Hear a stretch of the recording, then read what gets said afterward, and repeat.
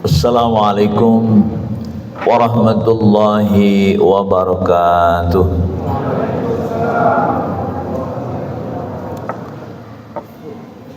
Innal hamdalillah alladzi amarna bil ittisam bihablillah walladzi amarna bisyam fi syahri ramadan walladzi unzila fihil qur'an hudan linnas wa bayyinatin minal huda wal furqan. Amma ba'du.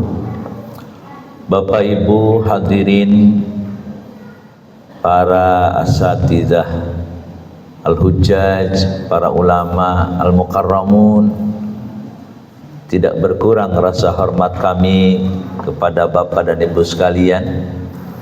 Izinkan untuk mari bersama-sama menenggelamkan jiwa kita kepada rasa syukur sedalam-dalamnya. Insya Allah Bapak Ibu sekalian, dengan keimanan yang kita miliki masing-masing, saat-saat seperti inilah kesempatan yang baik buat kita untuk meniriskan hati, untuk mengendapkan jiwa, menenggelamkan rasa syukur kita kepada Allah, yang mungkin bahasa lebih kasarnya, lebih akrabnya, terima kasih Allah, Engkau telah mempertemukan kami dengan bulan suci Ramadan di tahun ini.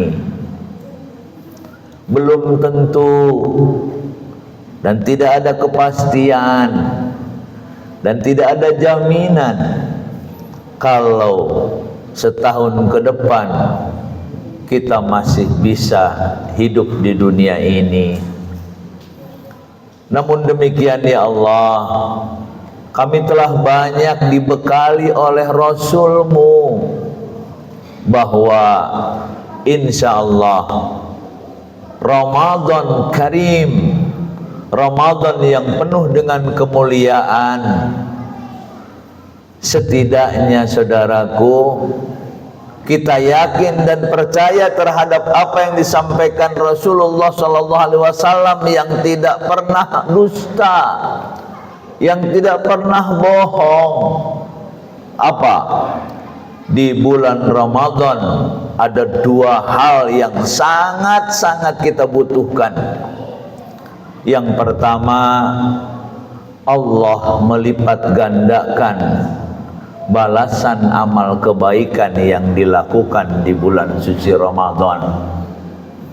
Yang kedua, Bapak Ibu sudah tahu, ayatnya hanya ada di bab puasa Ramadan, bahwa Allah Subhanahu wa ta'ala siap mengampuni dosa-dosa kita semua. Dengan bahasa fa idza sa'alaka ibadi anni fa inni qarib. Ayat itu hanya ada di bab Ramadan, bahwa sampaikan kepada umat Engkau Muhammad, sampaikan kepada hamba-hambaku. Kenapa?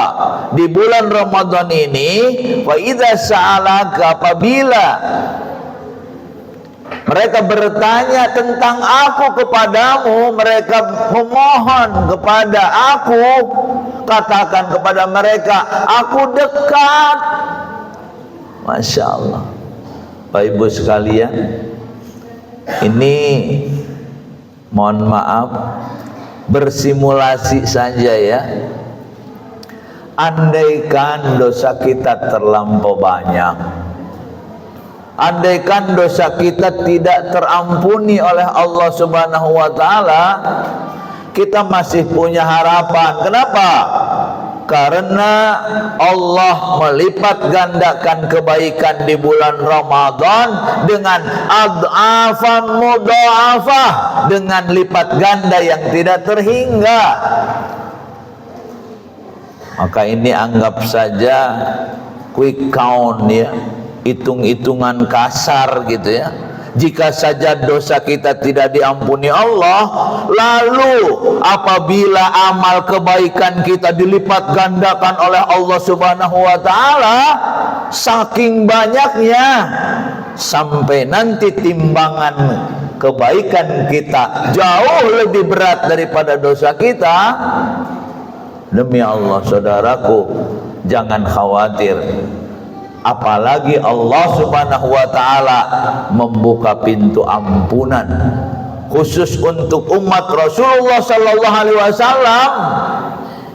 Ampunan Allah akan terbuka hatta yugorgir, sebelum nafasnya berada di tenggorokan. Sementara kita tahu umat-umat Nabi sebelum Rasulullah SAW sudah ditutup pintu tobatnya ketika nyawanya berada di mata kakinya. Sudah ditutup pintu tobatnya ketika nyawanya berada di lututnya, berada di pinggangnya. Khusus untuk umat Rasulullah SAW, hatta yugorgir, sebelum nyawanya, sebelum napasnya berada di tenggorokan, masih terbuka pintu ampunan. Makanya luar biasa kita-kita yang dipilih oleh Allah Subhanahu wa taala untuk bertemu di bulan Ramadan tahun ini, yang setidaknya ada 3 buah atau 3 hasil yang kita petik di bulan suci Ramadan ini. Yang pertama diawali dengan huruf C. Yang kedua diawali dengan huruf I. Yang ketiga S. J-nya adalah J-nya adalah jujur. Bapak Ibu boleh bertanya saya ya, puasa kita ini jujur atau tidak? Kalau tidak jujur, nggak bakal bisa puasa kita. Jujur kepada Allah khususnya. Kenapa jujur? Karena ternyata puasa di bulan Ramadan yang sifatnya wajib memaksa hamba Allah untuk menjadi pribadi yang jujur. Apalagi sekarang yang lagi butuh kejujuran itu diantaranya adalah bapak-bapak yang ada di KPU. Bapak-bapak yang ada di atas sana. Kejujuran teredam semuanya dengan kejujuran di bulan suci Ramadan. Indah jujur itu. Pasti Allah ridho terhadap orang yang jujur, walaupun mungkin dirasakan pahit. Tapi insya Allah saudaraku yakin bahwa sepahit apapun resiko kejujuran akan jauh lebih baik daripada manisnya resiko kebohongan. Ini semua ada dalam puasa. Yang kedua, I-nya itu adalah ikhlas. Kalau tidak ikhlas, nggak bakal ada di masjid ini. Kalau nggak ikhlas, nggak bakal kita membiarkan perut kita keroncongan, kelaparan di siang hari, tenggorokan kita kering kehausan, nggak bakal. Sementara makanan ada, minuman ada.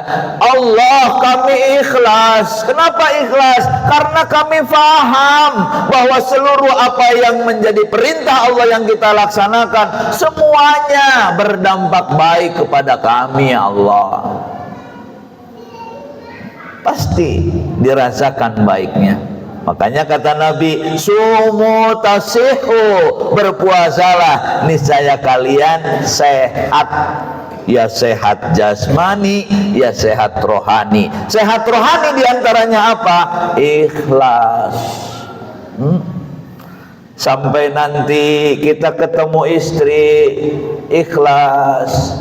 Sampai kita nanti ketemu anak-anak di rumah, ikhlas mendidiknya karena Allah. Sampai kita bertemu dengan tetangga yang ngomel-ngomel, ikhlas, nggak dilawan lagi dengan omelan yang kasar, ikhlas. Ya. Pak, Ibu, lawannya ikhlas apa? Lawannya riya bisa ya, terpaksa bisa. Kalau kata orang awak, tasasa, terpaksa. Tapi tidak semua orang tidak bisa lepas dari keterpaksaan.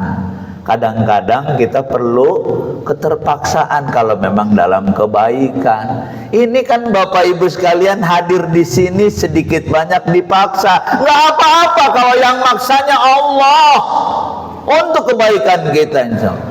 Bapak Ibu nggak sadar ya, berdirinya lama di malam hari bulan Ramadan, hamba-hambaku rontok dosanya, gugur dosanya bagaikan daun-daun di musim kemarau. Subhanallah.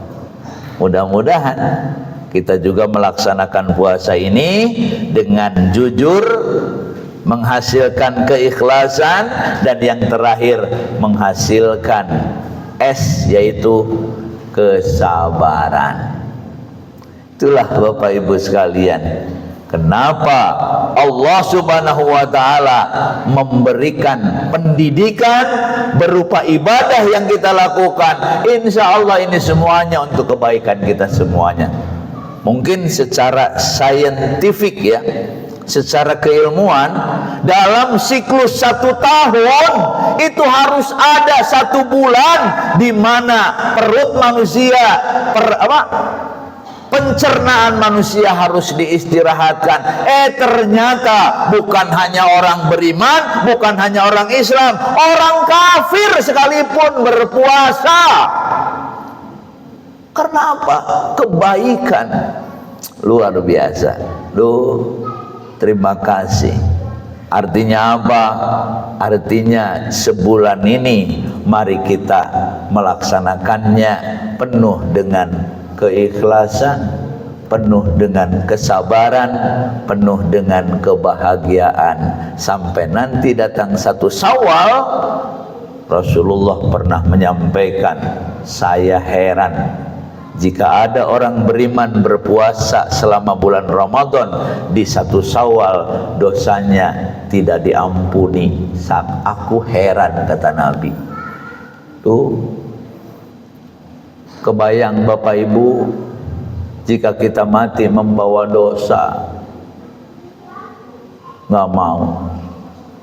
Jangankan kita melakukan, jangankan kita mengalaminya, untuk membayangkannya saja harus berada di pengadilan Allah, harus berada pada pendakwahan Allah. Kita nggak berani. Makanya kesempatan di bulan Ramadan, Allah melipat gandakan kebaikan dan Allah mengampuni dosa-dosa kita. Itu diantaranya Bapak Ibu sekalian, kenapa 1500 tahun yang lalu Rasulullah sempat beroptimis, Rasulullah sempat antusias dengan bulan suci Ramadan. Diantaranya Rasul pernah bilang gini, Syahrul Rajab Syahrul Rabbi, Syahrul Sya'ban syahri, wa Syahrul Ramadana Syahrul ummati. Bulan Rajab adalah bulan Tuhanku, kata Rasulullah. Kenapa? Karena Rasulullah berhasil menerima perintah ibadah yang paling utama, yaitu sholat. Makanya dipesan oleh para ulama, para kiai, tolong bawa sholat ke rumah, bukan hanya sekedar di atas sajadah. Bagaimana membawa sholat ke rumah? Ternyata kita semua kaum bapak dan kaum laki-laki adalah imam, istri dan anak-anaknya adalah makmum. mulai sekarang. Sampaikan karena Allah. Sebelum kita menyesal disebabkan karena hidup kita di dalam rumah tangga tidak pernah memakai konsep sholat. Bapak Ibu, khusus bapak-bapak, sebelum ibu bertanya kepada kita sebagai suami, pertanyaannya yang mungkin akan meluluh lantahkan jiwa kita, karena pertanyaannya begini, ayah, bisa enggak bawa aku ke surga? Kata anak-anak, ayah, aku juga ingin dibimbing oleh ayah ke surga.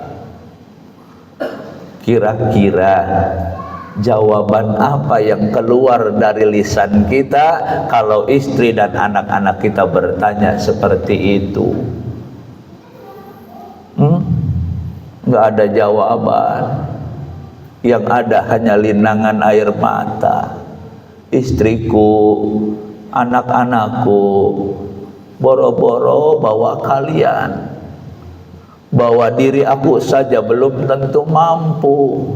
Tapi dengan pertanyaan kalian yang siap menjadi makmumnya saya sebagai imam dalam rumah tangga, insya Allah, walaupun aku bukan ahli agama, walaupun aku bukan seorang kiai, walaupun aku bukan ahli ibadah, tapi Allah akan beri jalan kepada aku untuk membimbing kalian menuju surga Allah Subhanahu wa ta'ala. Itulah konsep sholat apabila dibawa ke rumah tangga. Apalagi kalau konsep sholat dibawa ke dalam konsep bernegara. Makanya demi Allah saudara-saudaraku, saat-saat ini umat yang beriman, orang-orang muslim, orang-orang yang beriman kepada Allah tengah menjerit kepada Allah Subhanahu wa ta'ala. Allah beri kami pemimpin yang punya hati. Allah beri kami pemimpin yang setidaknya mampu membawa kami menuju keridhaan dan kebaikan dunia akhirat. Pak, saya boleh berkisah sedikit ya. Mungkin yang pernah buka WA dan pernah berbagi sharing di WA mungkin sudah tahu. Pernah baca kejadian ada seorang bapak-bapak mencuri di pasar tradisional. Karena mencuri, lalu masak di pasar, nangkep dia dan gebukin dia sampai tidak bernyawa. Mayat jenazah dalam keadaan tengkurap, di sakunya HP jelek yang bunyinya nit nit nit nit nit nit, nggak kayak HP bapak. Mereknya apa tuh? Apple Growak, Android canggih. Ini HP-nya jelek.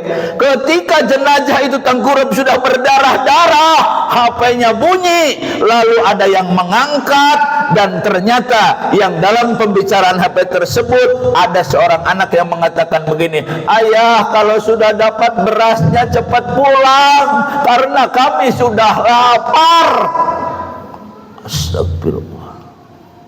Semua menyesal telah gebukin anak orang tersebut, bapak tersebut, disebabkan karena dia mencuri sebetulnya karena hilang akal.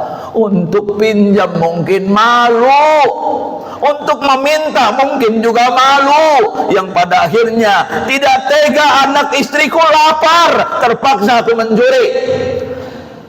Memang ini salah jalan yang diambil, tapi salah jalannya pun ada penyebabnya. Apa penyebabnya? Kesulitan-kesulitan bangsa disebabkan bisa saja karena ada hal-hal yang tidak tepat dalam memimpin bangsa ini. Makanya di bulan Ramadan bukan permasalahan kita siapa yang akan jadi presiden. Yang penting doakan oleh kita semua, siapa yang jadi nanti, tidak ada yang tidak mungkin bagi Allah untuk memberi hidayah, untuk memberi ujian. Karena orang-orang yang beriman sangat yakin, karena orang-orang beriman sangat paham, karena orang-orang yang beriman sangat berbahagia. Disebabkan apa? Disebabkan dia yakin bahwa kebaikan datang dari Allah, tidak harus berupa kebaikan juga di mata kita. Bapak Ibu, kebaikan datang dari Allah bisa berupa musibah, kebaikan datang dari Allah bisa berupa kehilangan, kebaikan datang dari Allah bisa berupa kegagalan. Tolong camkan itu. Makanya orang beriman akan terus wa 'alaihi falyatawakkalul mu'minun. Hanya kepada Allah lah orang-orang mukmin akan bertawakal. Mudah-mudahan saum kita sekarang tahun ini bertambah kebaikan kita, diampuni dosa kita, sehingga menjadi pribadi yang jujur, ikhlas dan sabar, dan mudah-mudahan kita mendapat pemimpin yang membawa kepada kebaikan dunia akhirat. Amin ya rabbal alamin. Waktunya terbatas karena sholatnya juga belum, masih panjang. Insya Allah di lain kesempatan kita bisa bertemu lagi insya Allah. Mari tutup dengan doa kafarah majlis. Syukran ala ihtimam, terima kasih atas perhatian. Wa syukran ala adami soal, dan terima kasih untuk tidak ada pertanyaan. Subhanakallahumma bihamdik, asyhadu an la ilaha illa anta, astaghfiruka wa atubu ilaik. Ilal liqa. Assalamualaikum warahmatullahi wabarakatuh.